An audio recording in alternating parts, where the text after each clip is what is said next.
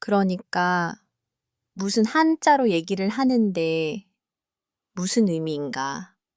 한자도 찾아보고 이제 어떻게 대처를 한다거나 이런 것들 할미님께서 알아서 해주시지만 그런 건 잘 못하다 보니까 찾아보다 보니까 여기저기 흘러가게 되고 그러다 보니 공통점으로 그 언니가 타로를 볼 줄 아는 언니 거예요. 그래서 타로를 보다 보니까 뭐 여기저기 얘기를 하다 보니 친해지게 됐어요.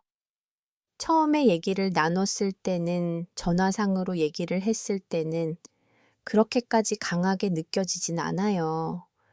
뭔가 문제가 있다거나 이런 것들 잘 못 느껴서 그냥 언니가 좀 밝은 사람이지만 좀 어두운 부분이 있긴 하구나 정도만 느꼈고 다들 그런 사연을 하나씩 가지고 계시잖아요. 그래서 야, 언니가 그런가 보다라고 생각을 하고 넘겼는데 어느 날 언니가 이상한 이야기를 시작해요. 예, 언니가 요즘 들어서 갑자기 잠을 자려고 하는데 아파트인데도 불구하고 나무 바닥에서 소리가 나는 약간 끼캣끼캣 소리가 난대요. 그래서 아무래도 제가 보이는 걸 알고 있다 보니까 혹시 이런 거 무슨 일인지 모르겠어서 모르고 싶어서 연락을 했다. 막 이렇게 얘기를 시작이 됐는데요. 그러다 보니 그 언니가 항상 있었던 일이었어 가지고 몰랐던 이야기를 꺼내주게 되는데 일단 그 언니가 사는 곳이 그렇게 막 따뜻한 곳은 아니에요. 아파인데 고층이다 보니까 뜨거운 리가 없는데 밥이 그날 밥을 지었는데 하루 만에 곰팡이가 생겨요. 그래서 이상해서 곰팡이가 생긴다고 밥을 지었는데 왜 그런 일이 생겨면서 그거 원래 그런 거 아니야 라고 물어보는 거예요. 그러니까 항상 늘 그래 왔다는 거예요. 그래서 밥을 먹어도 항상 한두 시간 뒤면 밥을 못 먹게 된대요. 상해서. 그래서 거기서부터 이상함을 느껴서 그럼 또 무슨 이상한 일은 없었어 했더니 혼자 있는데 누가 움직이는 발걸음 소리가 들린다거나 아니면 뭐 TV도 갑자기 꺼졌다가 켜졌다가 꺼졌다가 켜졌다가 이런다거나 네. 예. 뭐 수리기사를 불러도 멀쩡하다. 이런 얘기를 들으니까 좀 거짓말쟁이가 된 기분이었지만 혼자 쉬을 때 자꾸 그런 일이 생긴대요. 그래서 그래 그럼 나는 이게 전화상으로 느꼈을 때는 잘 못 느끼는데 혹시 만나볼 수 있을까 해서 만나보게 됐어요. 예. 그래서 만나게 되었는데 그때 당시에 또 할매가 그 얘기를 옆에서 듣더니 다 그 말씀이에요. 네가 도와라. 이건가 해야 된다. 예. 그렇게 얘기를 하더라고요. 그래서 일단 데리고 와서 상태를 보니까 어떤 상황이었냐? 언니가 빈기 직전까지 간 거예요. 몸 안에 군단으로 들어가서 귀신이 감당이 안 되고 있는 중이었다고 하더라고요. 예. 그러면서 그럼 언니한테 문제가 있느냐? 언니한테만 이상 증세가 온 거 아니냐라고 했더니 그것이 아니래요. 그 언니의 아버님께 이제 숙주가 되는 그 귀신이 따로 있다 하더라고요. 그래서 그럼 이걸 어떻게 해결하냐라고 했더니 물론 이거에 대해서는 무당한테 찾아가야 되는 거는 맞다. 상식적으로 생각을 해봐라. 이 아이가 그 언니 같은 경우에는 불교 신자예요, 참고로. 그래서 언니는 종교를 가지고 있지만 그 가족들은 종교가 없어요. 그니까 오히려 싫어해요. 엄청 싫어해서 그것까지 얘기를 하더라요. 제가 종교가 없다는 걸 몰랐었는데, 집안이 불교 집안인가 보다라고 생각을 했는데, 할딱 그 얘기를 하더라고요. 예.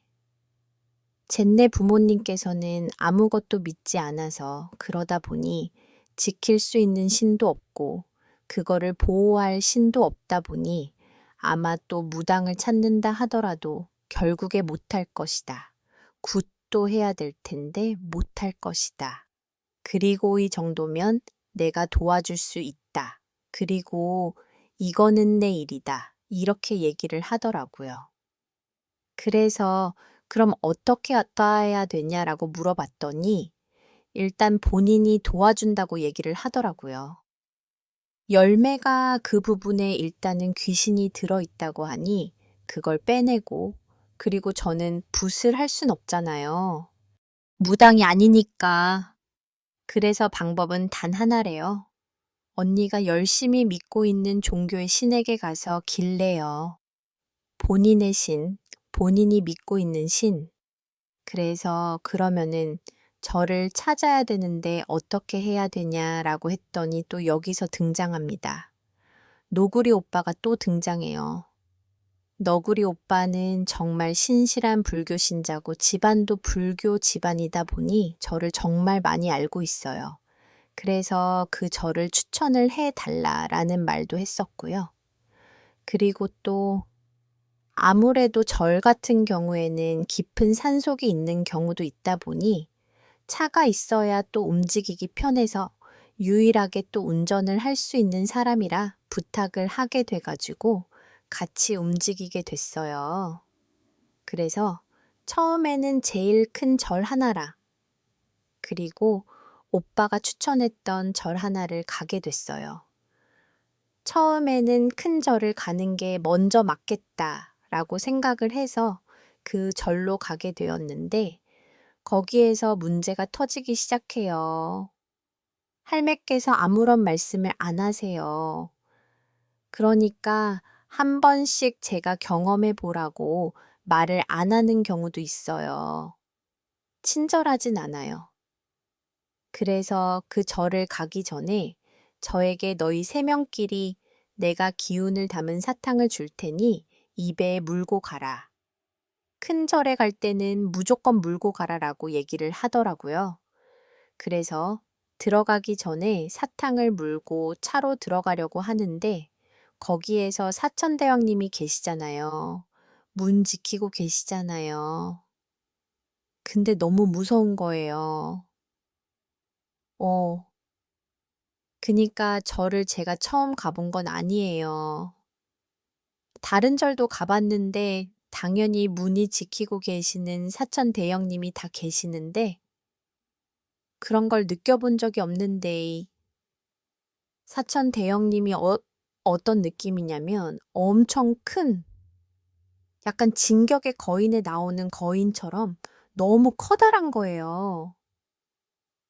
무섭게 생기긴 했는데 그냥 어, 무섭다 정도지 엄청 무섭진 않잖아요, 사실. 네, 그래서 너무 무서운 거야. 그러니까 원래는 그냥 일반 크기예요. 일반 사람보다 크긴 한데 그렇다 하더라도 그렇게 더 커 보이는 거예요. 실제 있는 것보다 이게 너무 무서우니까 다가가기가 무섭더라고요. 예. 그래서 아, 오빠 이것 좀 아니다. 이렇게 얘기를 하게 된 거죠.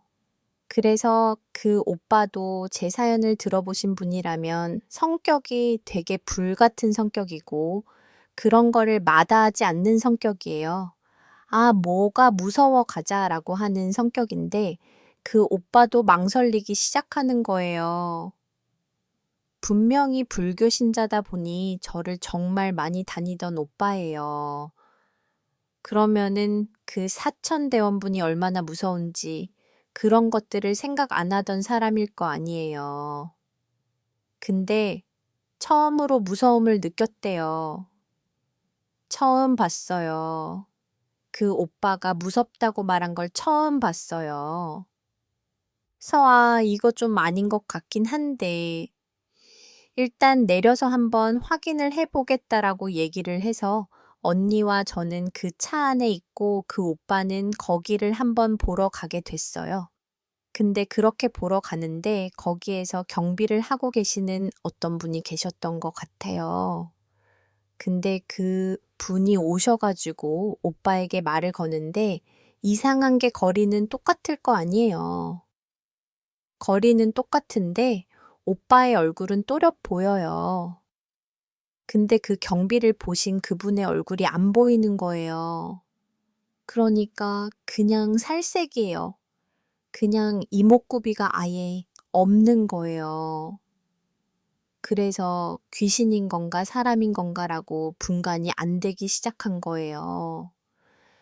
그래서 이게 맞나라고 생각이 들어서 그 너구리 오빠가 딱 돌아오고 나서 앉았어요. 운전석에 앉아서 물어봤어요.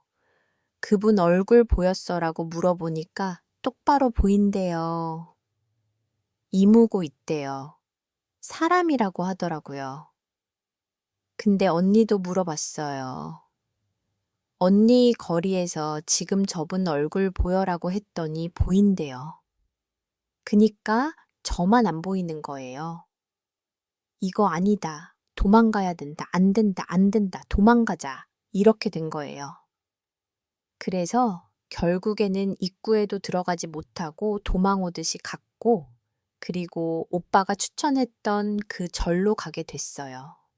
근데 원래는 계획상으로는 큰 절에만 가서 배웅전에서 절을 올리는 그런 걸 계획을 세웠었는데, 그러다 보니까 점점점 날이 기운 거예요. 일찍 간 게 아니라 점심때쯤 가 버렸거든요. 그래서 좀 거리가 멀다 보니까 점점 또 산이다 보니까 저물어 가는 거예요. 근데 거기에서 정말 인생 처음으로 진짜 무서운 걸 겪게 돼요. 왜요?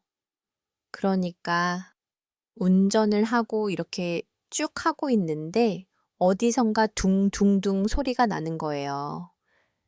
그래서 뭔 소리하고 보니까 커다란 기묘한 색을 띠는 금빛의 부처님상이 따라오고 있는 거예요. 와, 예, 네. 그러니까 이게 약간 둥둥하는 게 쿵쿵하면서 오는 게 아니라 약간 주파수처럼 엄청 큰 둥탁한 무언가가 오고 있는 소리가 들리는 거예요. 오게. 근데 거기에서 또 한 소리가 들려요. 저는 그걸 몰랐는데 불교 신자가 아니었어가지고 그 소리가 들려요. 오, 오, 소리가 들리는 거예요. 예, 예. 그래서 이게 뭐지 너무 무서운데, 너무 무서운데. 이제 서름이 끼쳐가지고 오빠 저거 안 보이나 안 보이나 막 이렇게 얘기를 하니까 오빠가 안 보인대요. 아무것도 안 보이는데 그냥 약간 산이래요. 그래서 오빠 빨리 가라. 빨리 밟아라. 빨리 이렇게 된 거예요. 그래서 쭉 가고 있는데 다행히 산 중에 가는 중에 해태의 모습이 있는 거예요. 해태. 예. 그러니까 해태의 모습인데 실제로 그 상은 없대요. 그러니까 제가 가르치면서 저기에 뭐 있나라고 물어보니까 없대요. 영적인 존재인 거예요. 그니까 해태의 모습으로 저를 뚫어져라 보고 있는 그 모습을 보고 거기를 부하고 가니까 거기서 갑자기 뚝 끊겨요. 그러니까 모두 안 보이고 이상한 소리가 났던 것도 사라진 거예요. 그래서 살았다 했는데 이제 입구로 들어가니까 깜깜해진 거예요. 그래서 와, 이거 대웅전 못 가겠는데 라고 생각을 했어요. 그때가 한 5시, 6시쯤이어가지고 늦었다. 산이면 예, 맞아요. 그리고 또 그때가 추운 날이었거든요. 여름이 아니다 보니까 빨리 지는 때기도 했고 시간도 늦은 거예요. 그래서 어떡하지, 어떡하지 하면서 대웅전 쪽으로 일단 가봤더니 저 멀리서 하얀 빛이 나는 어떤 사람이 걸어오는 거예요. 그러니까 흔히 절에서 보살님이라고 부르는 그 도와주시는 분 있잖아요. 여성분, 네. 여성분께서 걸어오고 계셨던 거예요. 그분이 딱 오시면서 말하셨는 게 뭔가 기다렸다는 듯이 대응 가시는 거예요. 여쭤보시는 거예요. 그래서 네. 혹시 지금 닫았겠죠? 물어보니까 네. 당연히 닫았고요. 일단 저기 그나마 부처님 상이 이제 계시는 곳이 있을 거예요. 거기에 가셔가지고 기도 올리시고 다음날 아침에 일찍 오시면 돼요. 하고 그냥 가시는 거예요. 예.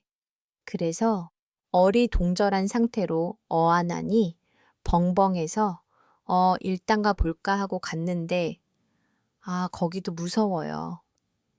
예. 거기가 불빛이 아래 위로 쏘아져 있다 보니까 좀 무서운 느낌도 들고 부처님 상이 이렇게 여러 가지가 있는데 미로처럼 되어 있어요. 그니까 다 부처님이세요. 그래서 일단 여기를 가는 게 맞나 싶긴 한데 무섭다 하더라도 약간 좀 우리를 해칠 것 같다 정도의 무서움은 아니었던 거예요. 그래서 원래는 들리려고 했던 돈을 거기에 넣게 되고 기도 올리고 도망치듯이 나왔어요. 그러고 나니까 안정된 걸 느끼게 된 거예요. 그래서 이제는 집으로 돌아갈 수 있겠다 해서 집으로 돌아와서 얘기를 나누게 됐는데 그러고 나니까 이때까지 할매가 없었어요. 같이 있지 않았어요.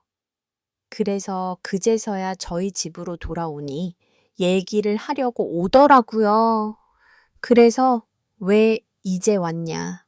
아니, 우릴 지켜줘야 되는 거 아니냐? 가라고 해놓고 왜 그랬냐 하면서 솔직히 말하면 좀 너무 무서웠어가지고 뭐라 했어요.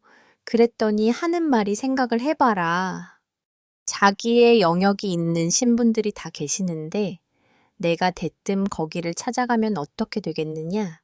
요밖에 안 된다. 못 간다. 이렇게 얘기를 꼭 하셔가지고 그래서 저희한테 기운이 담겨 있는 사탕만 지어준 거예요. 미약하게. 얘는 우리가 지키고 있는 아이들이니 잘 부탁한다는 의미로. 그래서 저희가 그러면은 어떻게 하던지 되냐 물어봤어요. 그랬더니 일단 가야지. 거기에서 인연이 있었을 거 아니야. 너에게 가라고 했던 사람 있었을 텐데 라고 얘기를 하는 거예요. 그래서 일단 그 보살님께서 말하신 말씀이 떠올라서 저희가 바로 준비를 하고 자고 나서 다음날 아침 바로 준비해가지고 일찍이 출발하게 됐어요. 그래서 거기를 가게 돼가지고 거기서 그 약간 볼일이 급하게 돼서 도착하자마자 볼일을 보고 나왔어요. 나왔더니 딱 보살님께서 기다렸다는 듯이 계시는 거예요. 그래서 거기에서 순서를 정하셔가지고 여기 가셨다가 대흥전 가셨다가 거기를 가시고 기도 올리시고 저에게 오시면 돼요. 라고 말씀하시는 거예요. 그래서 네, 알겠습니다 하고 그대로 가게 되고 대흥전에서 저를 제외하고 108배를 하게 되는데 저는 봐야 되는 입장이어서 앉아서 명상을 하는 정도고 지켜보게 됐어요. 그래서 108배를 마치고 또 보살님께 가봤더니 혹시나 해서 여쭤봤어요. 혹시 뭘 알고 저희에게 그렇게 말씀을 하신 건가요? 라고 했더니 아니요. 그렇게 말해야 될 것 같았어요. 라고 하시는 거예요. 왜 그렇게 말해야 되는지. 그러는 거는 아예 없었대요. 그래서 그럼 원래 신도분들이 오시면 그렇게 안내를 하세요. 라고 여쭤보니래요. 그냥 해야 될 것 같았대요. 그래서 이건 진짜 신서 보낸 연이다라고 생각을 해서 감사합니다 하고 그렇게 내려오게 돼가지고 끝인 줄 알았더니 또 그 집으로 도착하니까 할매가 또 그 얘기를 해요. 그러면 끝난 거야 라고 물어보니래요. 이제 시작이래요. 이제 시작이구나. 준내 준비 단계였던 거예요. 그 예에. 그래서 그 다 마무리를 했고이 몸 안에 그 안 좋았던 것들 또 싹 다 뺐으니 뺐으면 당연히 뭔가 더 들어야 되지 않겠느냐. 후처리가 제일 중요하다. 그러니 몸과 마음을 비우고 몸에 좋은 것들을 채워 넣어야 되는 게 정석이다. 그래서 108배를 시켰고 이제 마음을 단단히 먹었으니 본진으로 가야 되지 않겠느냐. 그러니까 언니의 집으로 가라. 그렇게 된 거예요. 그래서 언니에게 이제 허락을 구하고 또 언니의 집을 찾아가게 됐어요. 이번에는 제가 또 여러저러 지인을 통해서 도움을 요청해가지고 사주를 볼 줄 아는 지인을 데려갔어요. 그래서 거기를 가가지고 확인을 하는데 당연히 거기에서는 사실 귀신을 보는 거는 저밖에 없었기 때문에 정확한 판단은 저밖에 할 수가 없었어요. 네. 그래서 여기저기 한번 들려보니까 현관부터 냄새가 이상해요. 그러니까 들어가는데 역한 데가 미친 듯이 나는 거예요. 그래서 이게 뭔가 싶었는데 언니가 불교 신자라고 했잖아요. 그래서 언니 방에는 부처님 상이 있거든요.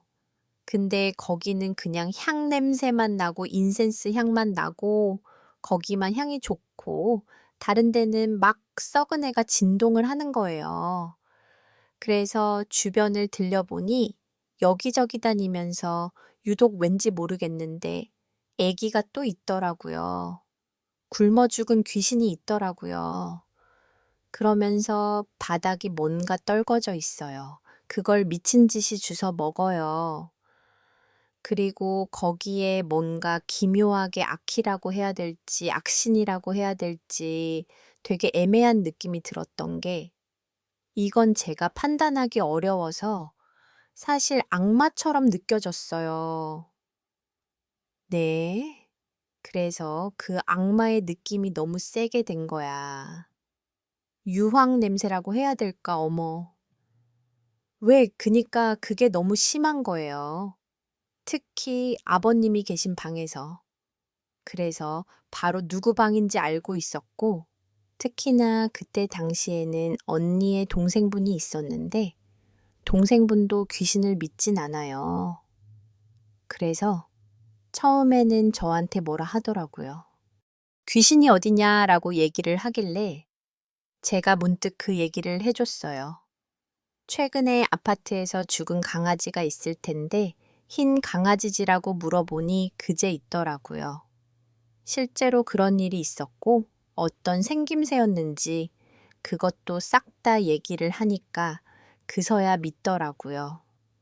에서 동생의 힘을 얻어서 여러 이야기를 나누게 되고 얘기를 해보니 확실히 가위 눌리는 것도 몇 번 있었고요. 그 동생도 여러 현상이 있었는데 그냥 아무것도 몰라서 이런 갖다 살았대요. 그래서 방법으로 제가 도와주게 되었고요. 제일 중요한 건 본진으로 가라라고 했던 이유가 원래 집마다 지키고 있는 신이 따로 있거든요. 근데 거기에는 거의 소멸 직전까지 가셨더라고요. 힘을 못 써요. 아예. 그래서 그것도 여러 가지 상태를 확인을 하고 다시 저희 집으로 돌아와서 할매가 말하는 대로 상을 차리고 의식을 치르게 돼요. 그래서 무당은 아니지만 그때는 할매께서 제 몸을 빌립니다. 그래서 그때 의식을 치르고 나니 당연히 자연스럽게 언니가 그 빙기가 일어난 거예요. 그깟 한 번도 그런 적이 없어요. 한 번도. 언니가 원래 되게 성숙한 성격이고 말할 때도 안녕 이런 느낌으로 얘기를 하는 언니대 언니가 갑자기 완전히 180도가 변해가지고 그냥 나 이거 싫어. 나 이거 버릴래. 안 해. 이러는 거예요. 그래서 거기에서 이거 어떡하지?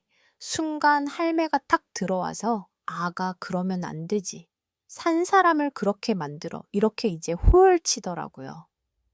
그러고서 달래고 해주고 하니까 그제서야 나 그럼 좋은 거 보내줄 거야. 이러더라고요.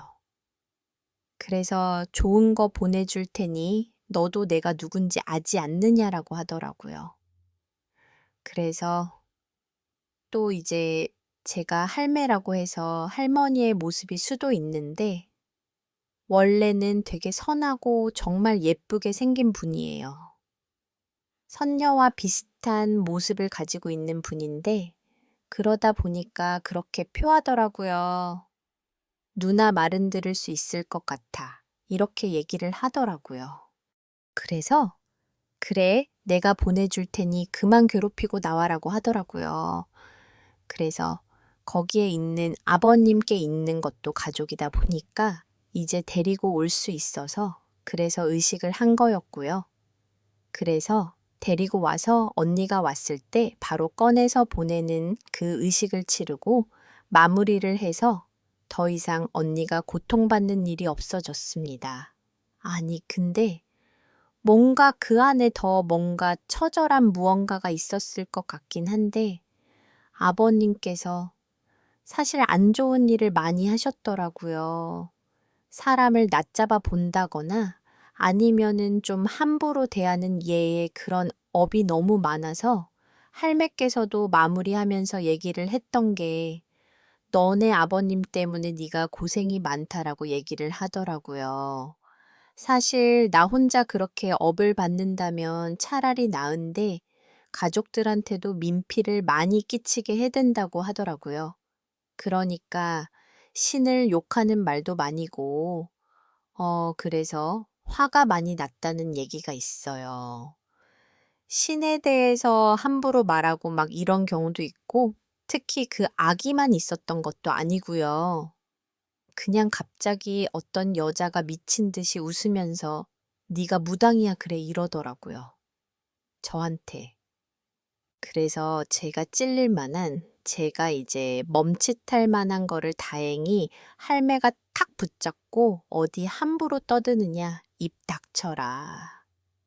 원래는 좀 심하게 말을 했는데 쌍욕을 했었는데 이제 정신 차려라고 네가 붙들어라. 네가 붙들어야 된다 하면서 언니한테 얘기를 하고 그러니까 또 할매가 또 쓰는 그 부채가 하나 있어요. 저한테 항상 들고 다니라고 하는 부채가 하나 있는데 그걸로 칼처럼 쓰더라고요. 너무 말이 안 듣는다. 달래도 달래지가 않는다 싶으면은 칼로 찌르듯이 푹 찌르더라고요. 어, 부채로 찌르는 거네. 예, 네. 근데 그게 느낌이 그냥 살짝 되는 정도거든요. 힘 정도가. 근데 외마디 비명을 지들라고요. 너무 아프다고 잘못했다고 살려달라고 이놈은 데려갈 가치가 없다. 여기서 소멸될래 말래이라고 얘기를 하더라고요. 그러고 나니까 갈게요. 갈게요. 죄송해요. 갈게요. 이러더라고요. 그런 경우도 많았고 여러 빙기도 많이 있었어요. 뭐 남자도 있었고 많이 있었던 것 같아요. 근데 그렇게 들어차는 경우는 사실 구멍 난 사람들이 그렇거든요. 네. 네. 맞아요. 어디 왜 구멍이 났었을까? 아마 그게 그런 경우도 있다고 들었어요. 그니까 일반 사람인데 이 사람이 되게 예민한 기질을 가지고 있어요. 언니가 타로를 본다고 얘기를 했잖아요. 어차피 예민한 사람이죠. 예, 네. 엄청 예민한 사람인데 언니를 제외하고는 예민하지 않는 분들이에요. 근데 그러다 보니까 좀 심한 말을 하셨겠죠. 근데 그 언니 같은 경우에는 예민하니까 그 집안을 가지고 휘젓고 놀고 있었던 거예요, 걔네들이. 원래도 그랬었지만.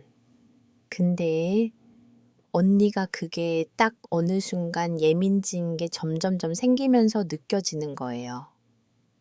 한 번씩 귀신이 보인다거나 들린다거나 이런 게 아니라 그냥 약간 이미지로 보인다거나 아니면은 머릿속에 울린다거나 이런 게 생긴 거예요.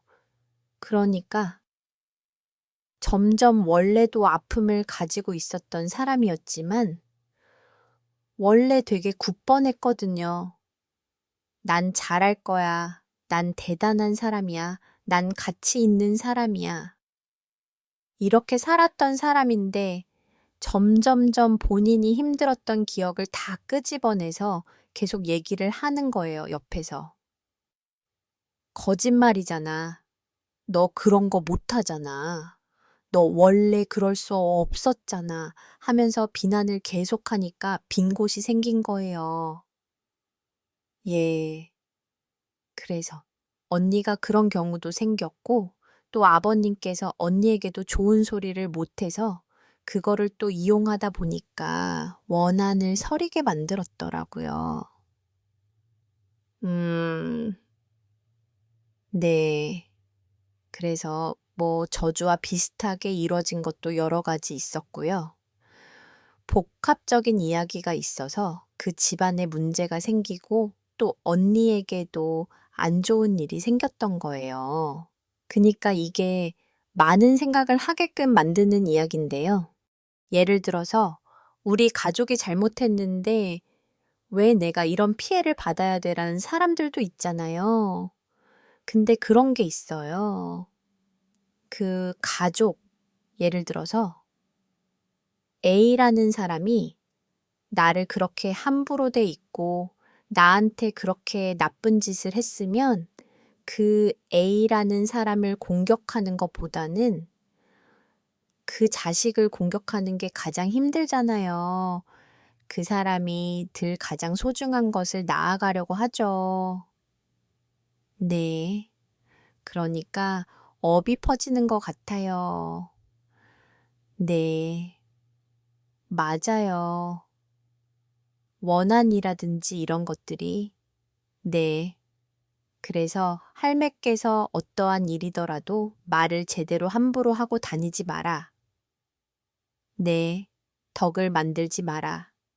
너를 보호하고 싶으면 적을 만들지 마라. 이렇게 얘기를 하긴 하더라고요. 그러면 어쨌든 해결이 됐잖아요. 네네.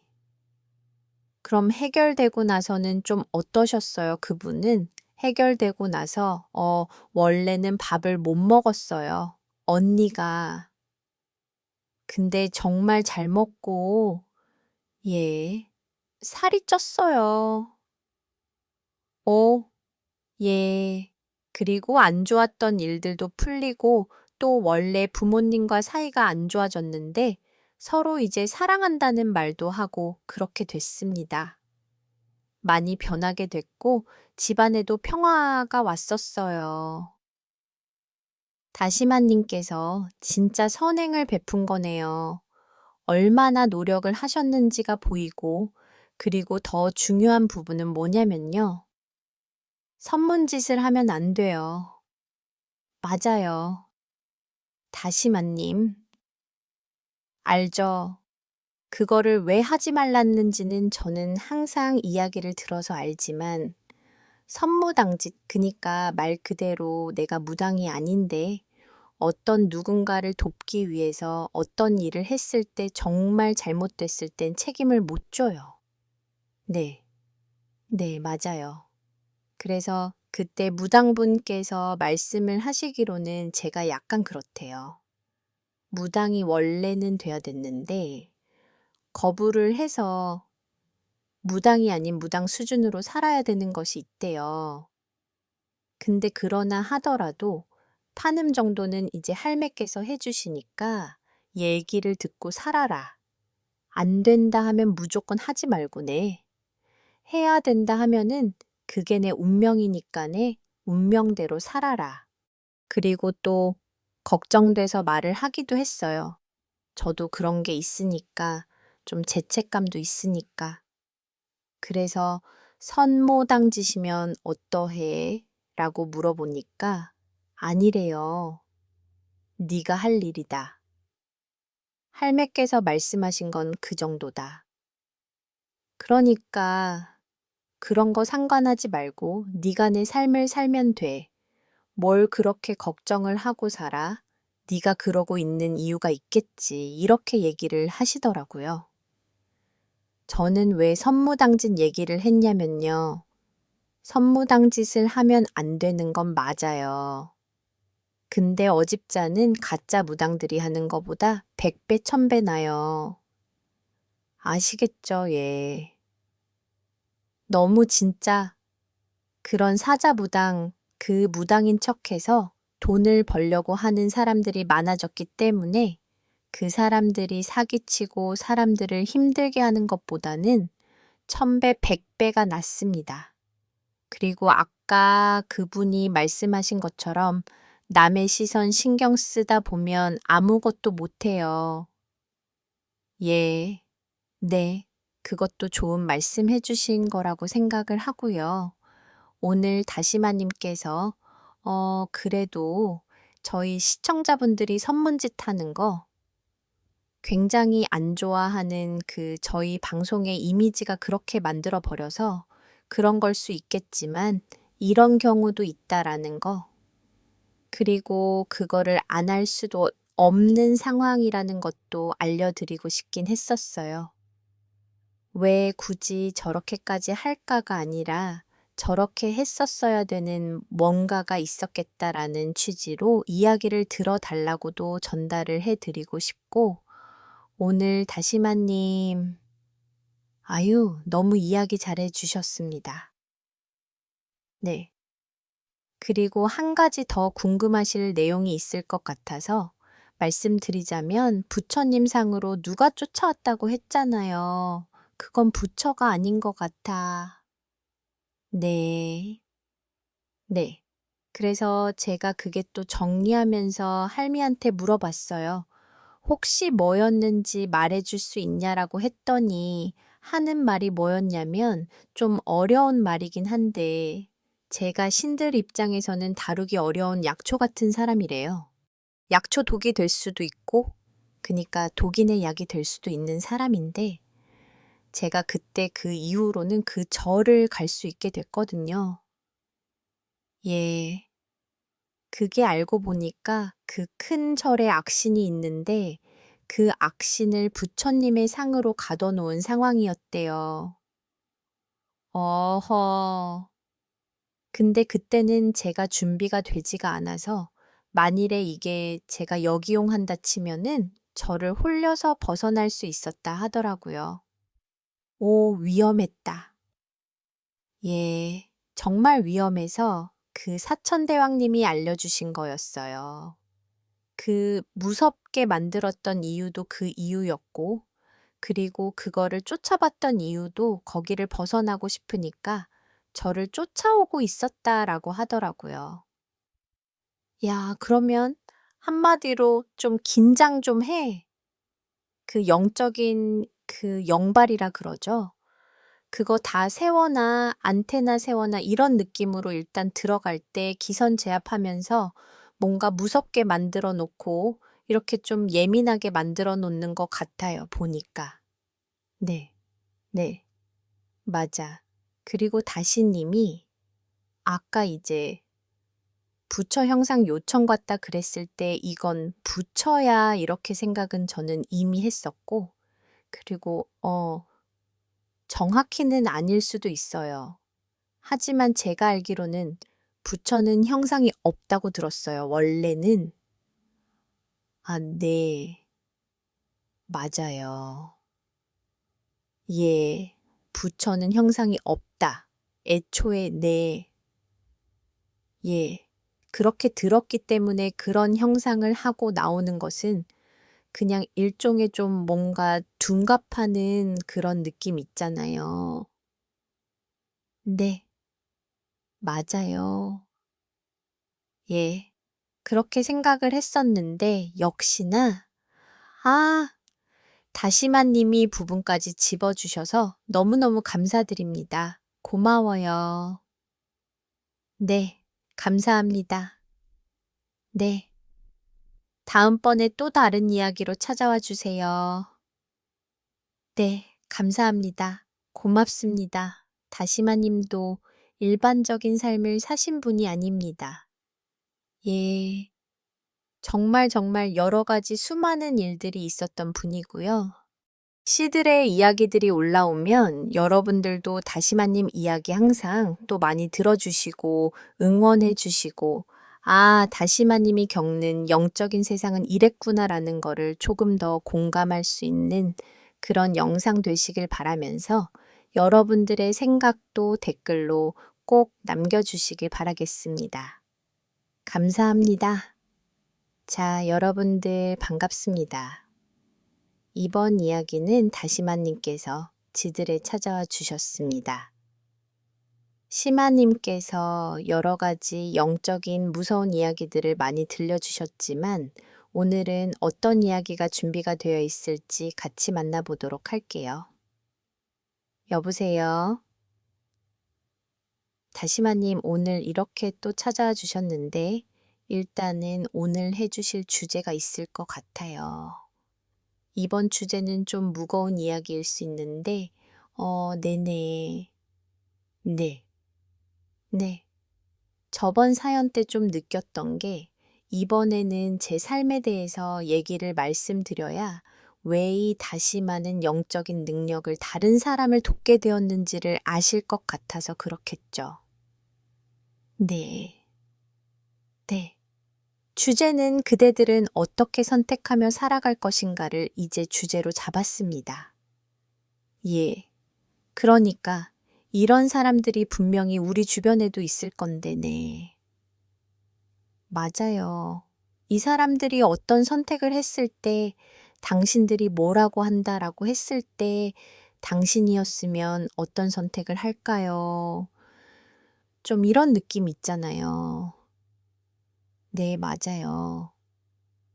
그래서 저 같은 케이스가 사실 없을 것 같다고 생각하진 않아요. 좀 소수긴 하더라도. 아니요. 소수 아니에요. 많아요. 많은데 얘기를 잘 못하세요. 네, 맞아요. 그래서 그러다 보니 제 사연을 듣고 좀 더 용기를 내주셨으면 좋겠다. 괜찮다. 이런 얘기를 하고 싶어서 준비를 해봤습니다. 알겠습니다.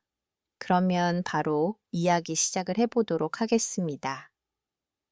레츠고 길이십니다. 다시 말해요. 일단 제가 어릴 때 당시에는 성격이 지금 완전 정반대였고요. 그리고 사람을 정말 믿지 못하고 정도 없었고요. 되게 이기적인 사람이었어요. 그래서 다른 사람이 무슨 문제가 생겼다. 뭐 할머니가 무거운 짐을 짐고 가신다. 저밖에 없다. 그럼 그냥 지나가던 사람이었고요. 누군가를 돕는 사람은 절대 아니었어요. 그니까 무서워서 오히려 용기를 못 냈던 그런 사람이었어요. 그리고 되게 현실적으로 살려고 노력을 많이 했기 때문에 신도 믿지 않았었고요. 귀신이 보이기 전까지는 귀신의 귀자도 몰랐고 관심도 없었고 있어봤자 내 인생에 무슨 중요한 역할을 하겠느냐 이런 생각을 해서 정말 아무 생각이 없었던 사람이었는데요. 그러다 보니 영적으로 사건이 있다 하더라도 귀신이 보이고 나서는 제가 스스로 조원병인가라고 고민을 할 정도로 제 스스로에 대한 의심도 엄청 많았고 귀신이 보인다 하더라도 있는 그대로 믿지도 않아요. 그리고 중학교 때 어쩌다 보니 또 소문이 났어요. 쟤는 귀신이 보인다. 이러면서 그랬기 때문에 처음에는 귀신이 보이지 않고 믿지 않았던 사람이 귀신을 보게 되면 다들 어떤 선택을 할지 저도 궁금하긴 해요. 그렇지 않죠. 예. 상만 해도 네. 그래서 기종님 분들도 이야기를 들으시면서 좀 상상해 보시면서 들어보셨으면 좋을 것 같아요. 처음에는 저는 그 거부를 많이 했어요. 보일 리가 없다. 좀 정신병이 있는 게 아닐까. 이런 생각을 하면서 어떻게든 거기에서 발버둥 치면서 나오려고 했어요. 그래서 소문이 났을 때도 저한테 찾아오더라고요. 너 혹시 귀신 보인다고 하는데, 내가 할머니가 무당분이신데도 부적을 써 왔대요. 근데 부적을 써 왔는데, 부적을 붙여도 풍수지리도 좋아도 가위에 계속 놀린다. 근데 혹시 너는 뭐 보인다고 하니 내가 어떤 거의 문제가 있는지 볼 수 있어. 이렇게 얘기를 하더라고요. 그래서 저는 그때 바로 그렇게 말했어요. 나 무당 아니야. 내가 귀신이 안 보이는데 그 귀신이 보인다 하더라도 보이기만 한 거지. 내가 뭘 어떻게 해결해. 그걸 왜 나한테 가지고 와 해서 아니, 그래도 보이는 게 있지 않느냐. 얘기 좀 해달라. 하면서 계속 뭐라 하길래, 그래, 알았다 하면서 말해 중에 부적이 잘못됐다라고 얘기를 했어요. 네. 그랬더니 부적이 잘못됐다고 얘기를 하니까 갑자기 바로 화를 내는 거예요. 아니, 부적을 우리 할머니가 무당이신데 그분이 잘못 쓰실 리가 없잖아. 그 받아왔는데 왜 그게 문제가 될 거라는 거야? 하면서 화를 내는 거예요. 뭔가 듣고 싶은 이야기가 있었나 보죠. 그래서 그렇게 얘기를 하니까 그러면은 나한테 말하지 말지 뭐 하러 나한테 물어봤냐? 어차피 내가 해결해 줄 수 있는 것도 아니다. 알아서 해라. 하고 나니까 이제는 또 다른 소문이 돌기 시작해요. 제 보이는 거짓말이다. 헐, 관심 받으려고 그러다. 네, 네. 관심을 듣다 보니까 원래도 제가 그때 당시는 중학교 시절이라서 제가 은근한 따돌림을 당하고 있었거든요. 원래도 그랬었기 때문에 신경을 안 썼어요. 그냥 그래, 너들이 뭘 알겠냐 하면서 넘겼는데 어느 날 나중에 또 소문이 돌아요. 사실 걔가 말한 게 맞았다. 그니까 부적이 진짜 뭔가 잘못됐나 봐요. 그래서 결국에 태웠다는 얘기를 소문으로 들었어요. 걔가 와서 사과는 절대 안 하더라고요. 그래서 맞았나 보다 하고 있다 옮겼죠. 네. 그때만 해도 영적으로 도움을 주는 것도 별로 안 좋아했기 때문에 제가 제 자신도 못 믿고 있는데 누굴 감히 도와주겠느냐 이런 생각을 항상 가지고 있어서 관심이 없었어요. 그냥 그래. 네가 알아서 해결됐다니 잘됐다. 이런 생각도 했고 친하지도 않았기 때문에 그래 알아서 해. 이러고 살았던 것 같아요. 근데 그러다가 고등학교에 올라가서 쌍둥이 사건 혹시 기억나시는 분이 계실지 모르겠지만 그 쌍둥이 사건인데 처음으로 제가 귀신의 빙의 됐던 얘를 도와주게 된 그 사건이 벌어지는데 그때도 그냥 약간 좀 삭제된 분이 있어요. 사실 엄청 제가 따지고 들었어요. 내가 왜 그걸 해줘야 되냐. 무당 찾으면 있지 않느냐. 왜 나한테 그러느냐 하면서 엄청 따지고 들었었는데 그때도 할매가 그래도 네가 돕는 게 낫지 않겠느냐. 너 어차피 도울 거잖아. 이렇게 얘기를 하기도 했고, 또 마침 부탁했던 얘가 제가 귀신이 처음 보였을 때 당시에는 좀 많이 도와줬던 친구였기 때문에 그 친구를 도와줬다가 크게 되었죠. 배드 엔딩이었기 때문에 그 이후로 정말 하기 싫어졌어요. 내가 왜 도와서야 되는데, 내가 왜 그렇게 살아야 돼, 이렇게 생각이 들더라고요. 그래서 그 이후로는 보이든 말든 그냥 신경을 안 쓰고 살았던 것 같아요. 그러다가 또 사건이 하나 터져요. 이건 진짜 많이 무거운 이야기일 것 같은데, 잠시만요. 아이고, 아이고, 뭔 일이시길래. 예. 귀신은 중학교 때 보였었고요. 고등학교 때는 보이기 시작한 부분이 일반 사람에게 밧줄 같은 게 보여요. 근데 그게 저는 처음에 의미를 몰랐지만 좀 안 좋은 선택을 하는 사람들, 그거에 대해서 마음을 굳게 먹었느냐 마느냐, 이게 그걸로 갈린다고 하더라고요. 그래서 처음에는 그걸 보고도 제가 할 수 있는 건 없다고 생각했어요. 그래서 그냥 넘기고 살아왔는데 일이 하나 더 지게 돼요. 정말 친했던 여자애인데 친구가 정말 예쁘게 생긴 얘였어요. 블랙핑크의 리사를 닮았을 정도로 정말 예쁜 친구였는데 그 친구가 마지막 모습이거든요. 아, 예. 네. 네. 그 친구가 정말 웃상이고 자주 웃었던 친구인데 그 친구가 저에게 마지막으로 인사할 때 안녕 잘 가던 게 마지막 모습이었지만 밧줄에 입어 있었고요. 굉장히 길었어요. 그래서 그러고 나서 일주일 뒤에 부고 소식이 들렸어요. 그 친구가 일반적으로 안 좋은 선택을 그냥 한 것도 아니고요. 2번 시도했더라고요. 그래서 그렇게 가게 되었고, 그때 좀 충격을 많이 받게 됐어요. 아, 내가 잘못 선택한 건 아닐까? 나는 의미를 알고 있었는데 말이라도 걸어볼 걸. 좀 더 말이라도 할 걸. 심지어 할매가 경고도 했어요.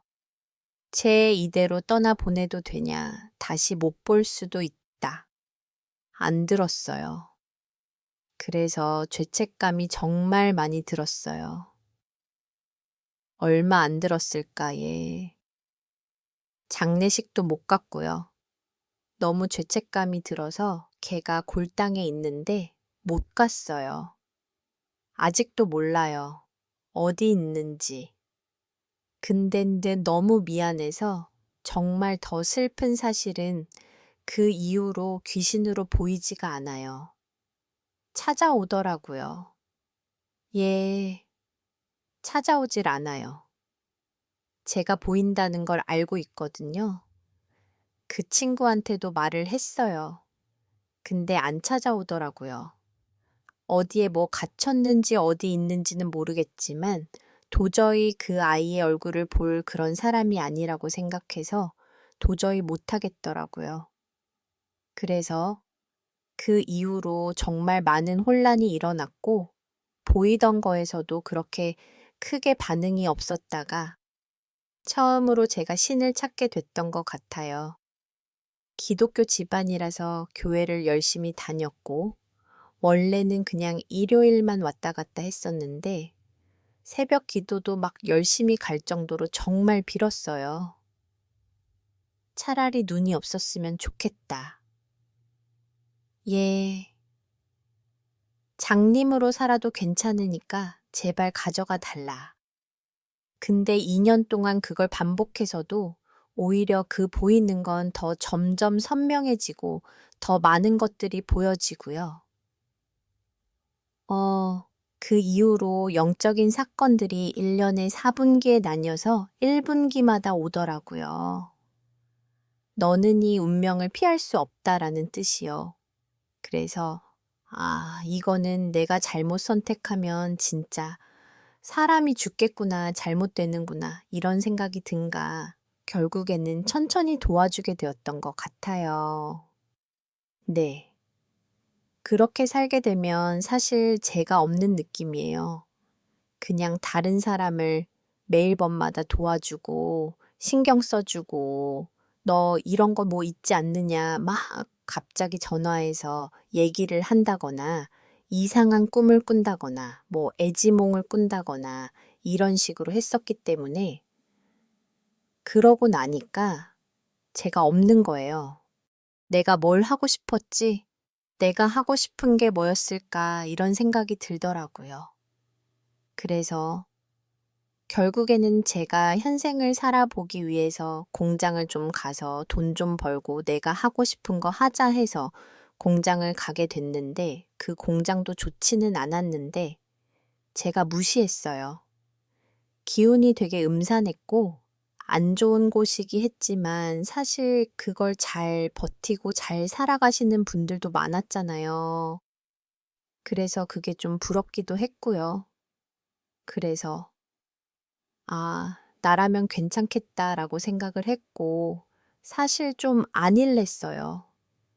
정말 튼튼한 몸이었고, 웬만해서는 제가 스트레스를 받아도 살짝 배만 아플 정도지, 정말 건강한 체질이거든요.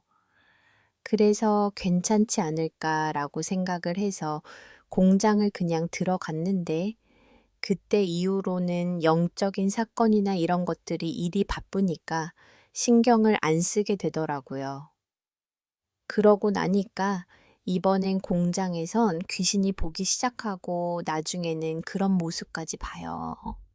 저랑 친했던 선배가 있었는데 그 선배 귀가에 어떤 여자가 와서 제가 거짓말했어. 제가 거짓말했어. 이러는 거예요.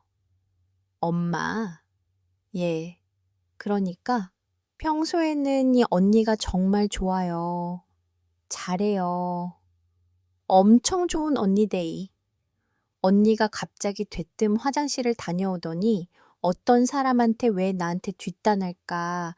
네가 뭔데 이렇게 얘기를 한 거예요. 근데 얘기를 들어보면 아무 말도 안 했대요.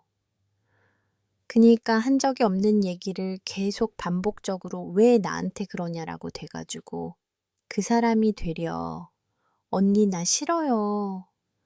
내가 그렇게 미워요 라고 얘기를 할 정도로 난리가 났었는데 정작 친하게 지냈을 때는 저한테는 아무런 일도 없었고 그런 귀신들이 한 번씩 더 보이기 시작하는 거예요.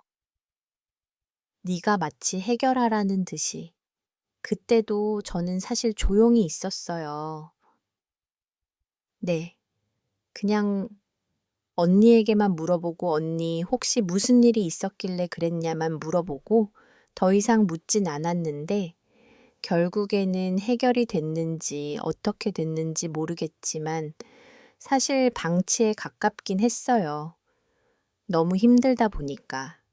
그러고 나서 점점점 그런 걸 무시하고 다니더니 나중에는 하혈하기 시작했어요. 갑자기 정말 건강했는데 평소에 그거 공장 일을 한다고 하더라도 집안에서도 좀 무거운 걸 많이 들기도 하고 뭐 감능사를 하기도 했어가지고 좀 무거운 걸 많이 들었거든요.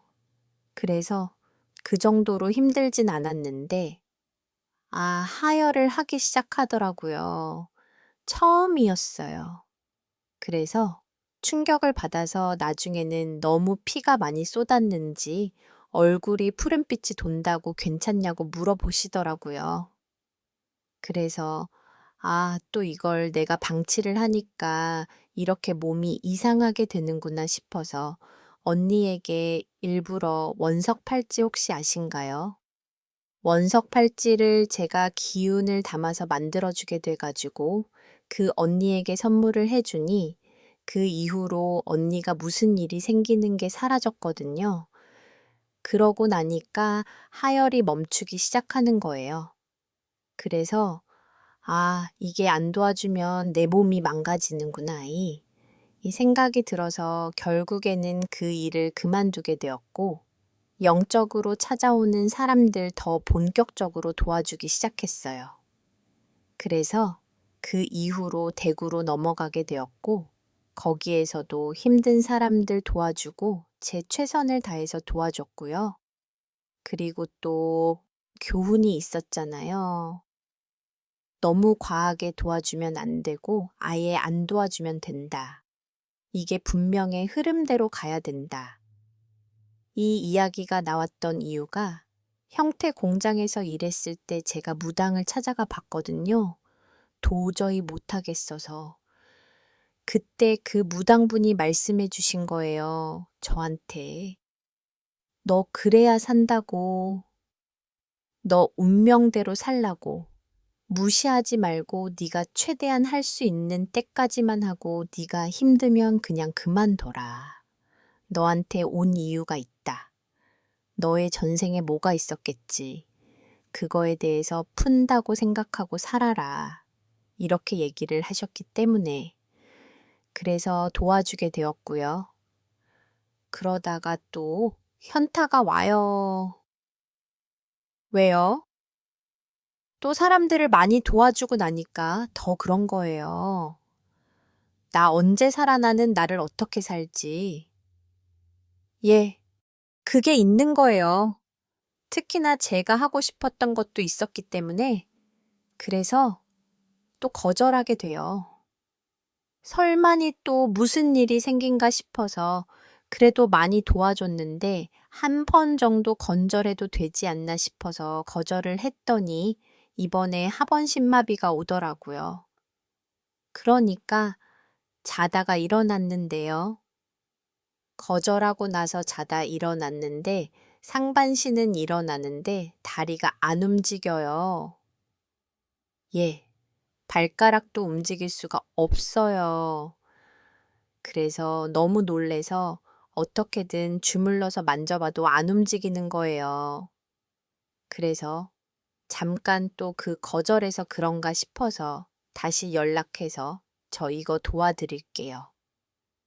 제가 이거 도와드려야 될 것 같아요 라고 얘기를 하니까 그제서야 발가락 끝부분부터 감각이 돌아오기 시작하는 거예요. 야, 그래서 영적으로 도와줄 수밖에 없겠구나. 이거는 어쩔 수 없겠구나. 이의 생각이 들어서 결국에는 제가 그렇게 영적으로 도와주게 되는 그런 삶을 살게 되었습니다. 살짝 강제성도 있긴 하네요. 보니까. 네. 엄청 심해요. 자, 강제라고 해야 되나? 네. 맞아요. 그래서 그렇게 되다 보니까 영적으로 도와주게 되었고, 이제는 건강해요. 영적으로 도와주고, 이제 몇 번씩 하다 보니까 이번에는 얘기를 했어요. 나에게 도움을 주시는 신분들도 있겠지만, 그런다 하더라도 나도 내 삶은 살고 싶다. 도와달라. 이렇게 얘기를 했더니, 그래, 그럼 좀 줄여주겠다라고 얘기를 들어서 덜해지었기 때문에 걱정은 안 해주셔도 될 것 같아요. 근데, 어, 말씀하시다가도 울컥도 하시고 여러 가지 감정들이 지나갔을 거 아니겠습니까? 네. 네. 근데 모르겠어요. 다시마님께서 얼마나 힘든 삶을 사셨는지 잠깐의 시간으로 대변할 수 없었겠지만, 그래도 많은 분들이 귀신을 보고 아니면 혹은 남의 인생에 잘못 끼어들었다가 또 안 좋은 일들도 보게 되고, 예, 여러 가지 일들이 많았던 걸로 기억을 하는데요. 근데 다시마님께서도 지금 용기 내에서 말씀을 해주신 거예요. 그러니까 왜 그냥 단순하게 사람들은 이런 공포 이야기 듣다 보면 아니 뭐 무당도 아닌데 왜 끼어들어서 저렇게 또 선무당 짓을 하냐 그냥 단순하게 이렇게 볼 수도 있는 거잖아요.